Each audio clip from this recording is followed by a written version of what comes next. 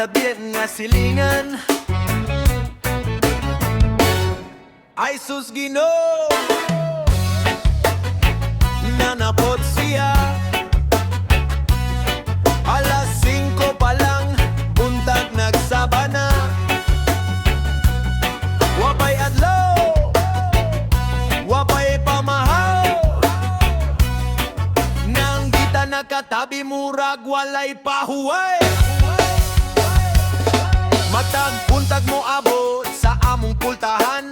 Mukalit lang og singgit, hoy naamo diha. Si mama ug si lola, murag nadani. Nalingkod, dayon, hangtod, hapon na mahuman ng istorya dire. Bisag init na kaayo ang adlaw sa gawas. Ang iyang baba murag walay preno nga mo lapas. Buntag, uto, hapon, hangtod, gabi. Ang tabi niya murag radyo nga way off switch dire.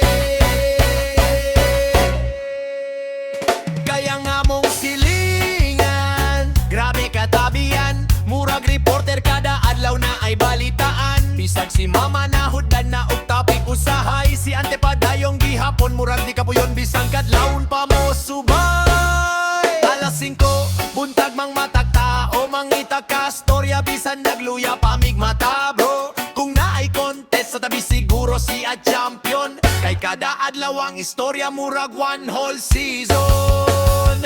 Si lola usahay mo ingon kapoya na oy. Pero pagbalik ni ante mutabi gihapon dayon. Nang chika gikan sa pikas baryo, abot na sa amo Murag live radio. Ug kung mahilom na ang tanan sa gabi, abi na mo o gumana na napod siya'y entry. Murag adunay unlimited nga topic. Bisag gamay panghitabo, mahimo niyang pelikula ug music.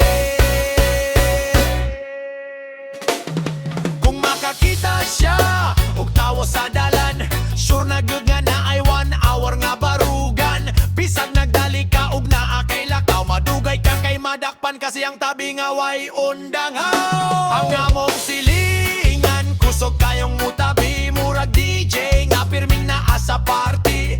Buntag, unto, hapon ug gabi. Ang iyang chika murag walay katapusan pirmi. Pero bisag sa mok usahay paminawon, makatawa gihapon mi sa iyang binuang ug aksyon. Kay kung wasiya sa among palibot, murag mi nga usab gamay ang among eskina ug balay nga likot. Batok toy reggae vibe,